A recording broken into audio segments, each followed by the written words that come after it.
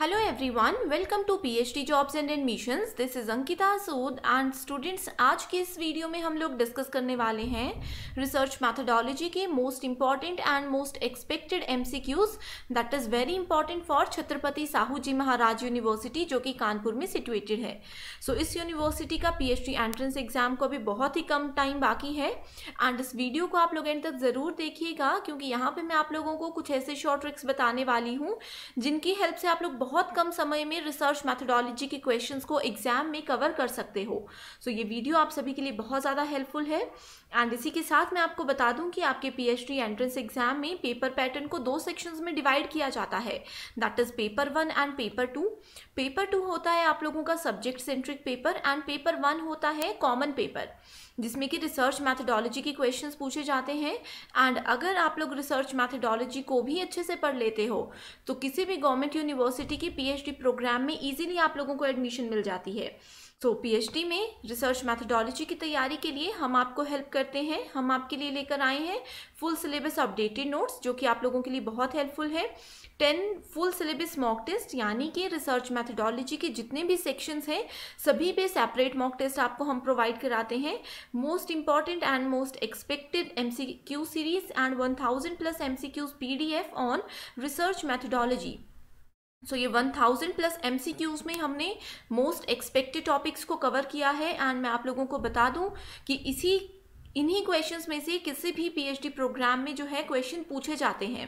And हमारे कुछ student से हमें ये फीडबैक भी मिला है कि हमारे इसी कंटेंट से एग्जाम में directly 30 to 40% questions as it is पूछे गए थे। तो आप लोग इन 1000 MCQs का इंपॉर्टेंस देख सकते हो। तो ज़्यादा जानकारी के लिए आप लोग स्क्रीन पर दिए गए नंबर पर व्हाट्सएप के थ्रू कांटेक्ट कर सकते हो एंड इस कंप्लीट कोर्स की फ़ी है सिर्फ 599। तो स्टूडेंट्स ये बहुत अच्छा ऑफर चल रहा है, आप लोग इस कोर्स को जल्दी से एक्सेस कर सकते हो। तो चलिए शुरू करते हैं।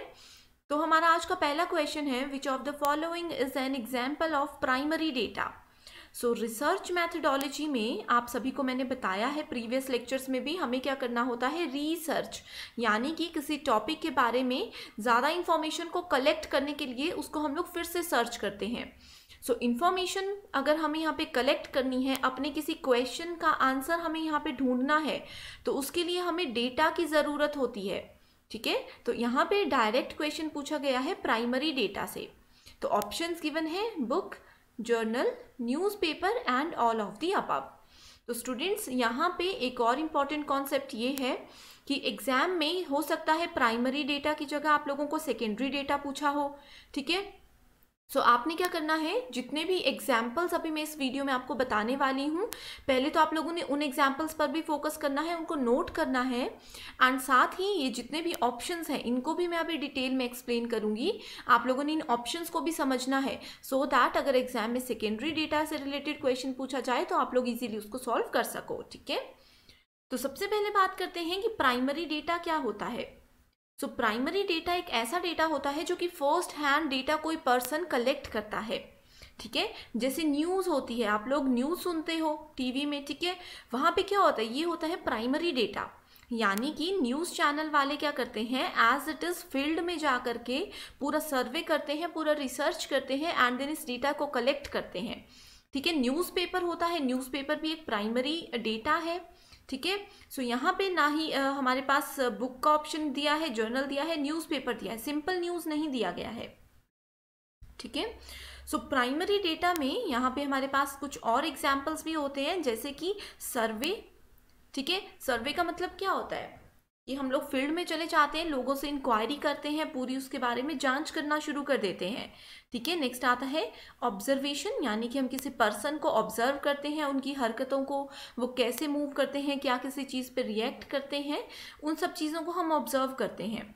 ठीक है, नेक्स्ट है एक्सपेरिमेंट। नेक्स्ट है क्वेश्चनियर्स। क्वेश्चनियर्स का मतलब होता है किसी से डायरेक्ट क्वेश्चन पूछना, पब्लिक में जा करके हम क्वेश्चन पूछ सकते हैं। ठीक है, नेक्स्ट है फोकस ग्रुप्स। ठीक है, क्वेश्चनियर होता है कि हम सिंगल पर्सन से भी क्वेश्चन पूछ सकते हैं, ग्रुप से भी पूछ सकते हैं। फोकस ग्रुप होता है कि उस पर्टिकुलर टॉपिक, जो भी हमारा पर्टिकुलर रिसर्च का टॉपिक है, उसकी फील्ड में जो लोग हैं उनके ग्रुप से हम क्वेश्चन पूछ सकते हैं। एंड इसके बाद आता है इंटरव्यू। ठीक है, ये सब है primary source of data. Next अगर हम लोग बात करते हैं अब सेकेंडरी डेटा की, सो सेकेंडरी डेटा में आता है हमारे पास बुक्स, ठीक है, तो यहाँ पे ये ऑप्शन हमारा हम एलिमिनेट कर देंगे। दूसरा आता है जर्नल, इसको भी यहाँ पे हम लोग एलिमिनेट कर देंगे, ठीक है। नेक्स्ट आता है आर्टिकल, नेक्स्ट आता है वेब पेजेस जो इंटरनेट पेजेस होते हैं, ठीक है। नेक्स्ट आता है ब्लॉग्स, ठीक है। सो इस तरह की जितनी भी चीज़ें होती हैं ये होती है सेकेंडरी डेटा। अब जैसे बुक्स हैं, बुक्स में जो भी इंफॉर्मेशन है हो सकता है वो ऑलरेडी न्यूज़ में आ चुकी हो या ऑलरेडी वो किसी के साथ हो चुका हो, वो कोई स्टोरी हो सकती है, ठीक है। इसीलिए ये सब चीज़ें जो होती हैं, ये जो प्रिंटेड चीज़ें होती हैं जनरली हम बोल सकते हैं, ठीक है, ये होती है सेकेंडरी चीज़ें। न्यूज़पेपर ये हमें फ्रेश डिटेल्स बताते हैं, दैट्स वाई इसको हम बोलते हैं प्राइमरी डेटा। सो यहाँ पे हमारा राइट आंसर है ऑप्शन नंबर 3। तो आई होप ये कॉन्सेप्ट आप लोगों को क्लियर है। Primary data and secondary data के पॉइंट्स भी आपने नोट कर लिए होंगे। सो एग्जाम में ये क्वेश्चन आ सकता है। सेकेंड क्वेश्चन है, which of the following is not related to qualitative research. तो मैं आप लोगों को बहुत बार बता चुकी हूँ कि एग्जाम में टाइप्स ऑफ रिसर्च में qualitative, quantitative, applied and action research से बहुत क्वेश्चंस पूछे जाते हैं, ठीक है। सो यहाँ पे नॉट पे फोकस करना है, क्वालिटेटिव का कौन सा यहाँ पे उससे रिलेटेड नहीं है।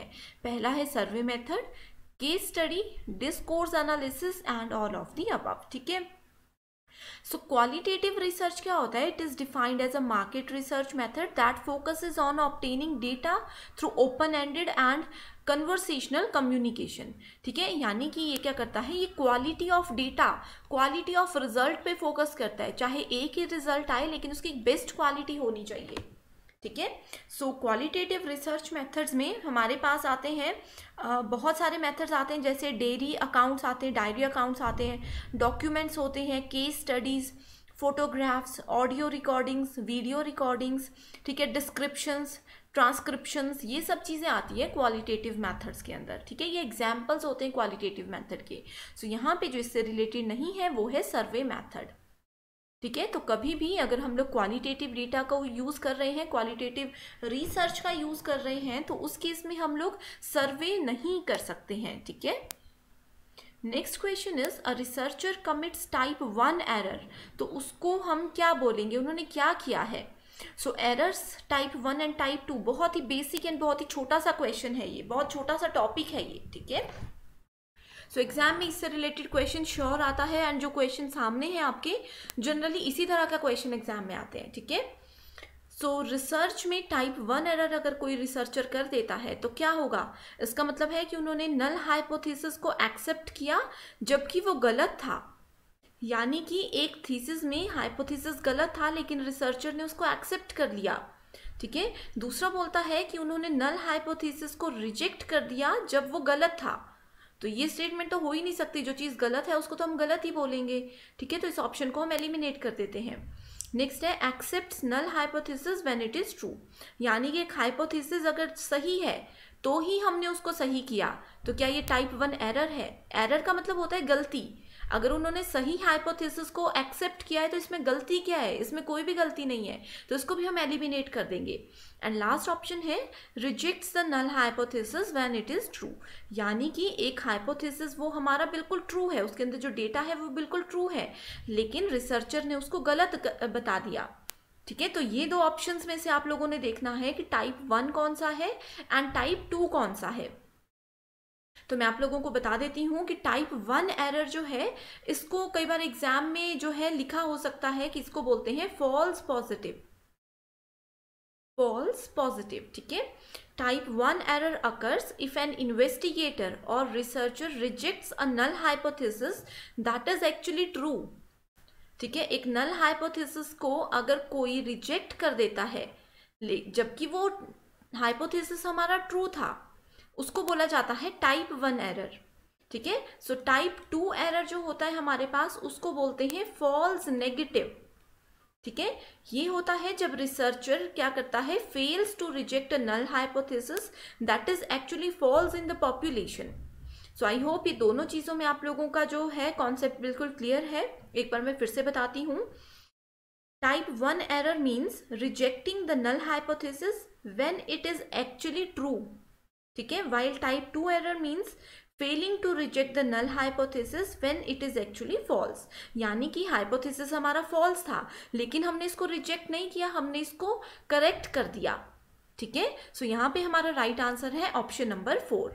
ठीक है, सो अगर यहाँ पे टाइप 2 की बात की गई होती तो डायरेक्टली हम लोग आंसर दे सकते थे option number 1।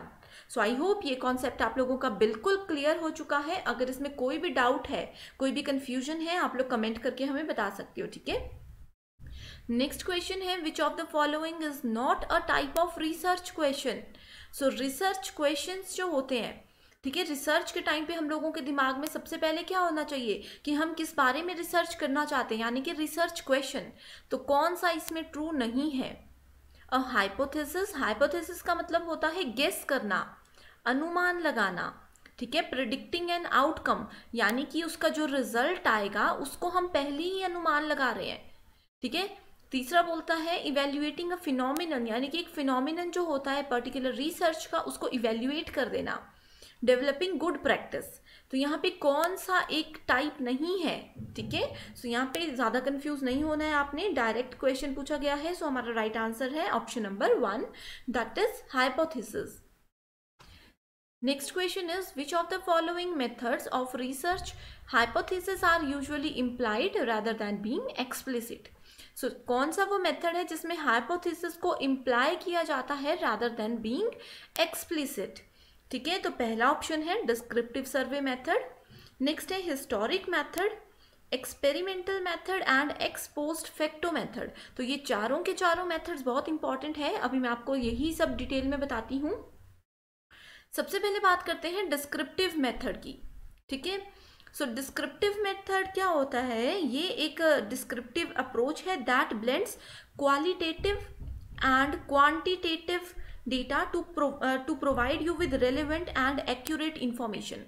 So qualitative and quantitative को ये blend करता है, यानी कि दोनों की ही जो important properties होती हैं उनको यहाँ पे हम use करते हैं। ठीक है, ये एक टाइम एफिशिएंट रिसर्च मेथड होता है and descriptive survey design engages the people who are at the centre of the research objective, यानी कि अपने रिसर्च आपने शुरू किया, एंड पे नहीं पहुंचे हो अभी तक, आप बिल्कुल मिड में हो, तो ऐसी जगह पे डिस्क्रिप्टिव सर्वे मेथड आपको हेल्प करता है। ठीक है, नेक्स्ट आता है हिस्टोरिक मेथड। सो ये जो है मोस्ट कॉमनली रिकॉग्नाइज्ड मेथड होता है। इसमें हम लोग क्या बोल सकते हैं, इसको बोल सकते हैं डिप्लोमेटिक्स चीज़ें यूज़ होती हैं, यानी कि हम डॉक्यूमेंट्स की, रिकॉर्ड्स की स्टडी करते हैं। क्रोनोलॉजी यहाँ पे यूज़ होती है। ठीक है, यानी कि जो पास्ट में इवेंट्स हुए हैं उनकी डेट्स हम यूज़ कर सकते हैं, उन चीज़ों को हम यूज़ कर सकते हैं। हिस्टोरिक मेथड में हम स्टडी करते हैं पब्लिकेशंस की। ठीक है, एंड एंशिएंट इंस्क्रिप्टर्स जो होते हैं उसको हम यहाँ पे यूज़ करते हैं। इसके अलावा historic researchers often use documentaries, biographical, ठीक है, ओरल हिस्ट्री एंड आर्किवल मेथड्स। ठीक है, तो ये सब चीज़ें हिस्टोरिक मेथड्स में यूज़ होती हैं। नेक्स्ट टॉपिक है हमारे पास experimental method. So experimental method क्या होता है? It involves manipulating one variable to determine if this cause changes in another variable, यानी कि हम इसमें एक्सपेरिमेंट करते हैं। दो चीज़ें हैं, हम देखेंगे कि अगर इस पे हम पॉजिटिव फंक्शन करते हैं तो इसका क्या रिजल्ट आएगा, इस पे अगर हम लोग नेगेटिव फंक्शन करते हैं तो इसका क्या रिजल्ट आएगा। ठीक है, this method relies on controlled research methods and random assignment of study subjects to test a hypothesis. ठीक है, जनरली ये साइंस के फील्ड में यूज होता है। And last and most important method है एक्स पोस्ट फैक्टो मेथड। ठीक है, पोस्ट का मतलब होता है बाद में, प्री का मतलब होता है पहले, पोस्ट का मतलब होता है बाद में। ठीक है, सो एक्स पोस्ट फैक्टो यानी कि कुछ प्रॉब्लम में हम लोग फंस चुके हैं, कोई प्रॉब्लम हो चुकी है, ठीक है, उसके बाद हम उसमें इन्वेस्टिगेशन स्टार्ट करते हैं। So ex post facto study or after the fact research is a category of research design in which the investigation starts after the fact has occurred without interference from the researcher. यानी कि researcher को पता ही नहीं कि क्या हुआ, जब वो कुछ प्रॉब्लम हो गई, जब वो चीज़ हो गई, उसके बाद जो हम रिसर्च करते हैं that is called x post facto research. ठीक है, सो इससे रिलेटेड क्वेश्चंस भी एग्जाम में बहुत पूछे जाते हैं। सो यहाँ पे मैंने सभी की डिस्क्रिप्शन आपको बता दी है। अब राइट आंसर है हमारे पास option number 2 that is historic method. ठीक है, सो इसमें क्या होता है, हाइपोथेसिस जो होते हैं उसको हम लोग यूजुअली लेकर साथ चलते हैं, लेकिन उसको एक्सप्लिसिटली हम यूज़ नहीं कर सकते, नहीं करते। क्यों? क्योंकि हमारे पास हिस्टोरिक डेटा है, हमारे पास हिस्ट्री है, हमें पता है कि पास्ट में क्या हुआ था, तो हमें ज़्यादा सर्वे करने की ज़रूरत नहीं पड़ती, हम डायरेक्टली वो बुक्स के थ्रू, हिस्ट्री से ये चीज़ें देख सकते हैं। ठीक है, सो ये थे हमारे आज के 5 questions. I hope in 5 questions की हेल्प से आप लोगों के बहुत सारे कॉन्सेप्ट्स क्लियर हो चुके होंगे। सो अगर ये वीडियो आप लोगों को हेल्पफुल लगी है तो आप लोग मुझे कमेंट करके बता सकते हो, एंड कोई पर्टिकुलर टॉपिक है जिस पे आपको कोई क्वेरी है तो आप वो भी हमें कमेंट करके बता सकते हो। हम वीडियो के थ्रू ज़रूर उस टॉपिक को कवर करने की कोशिश करेंगे। सो आज के लिए सिर्फ इतना ही। Thank you so much for watching this video and I wish you all the very best.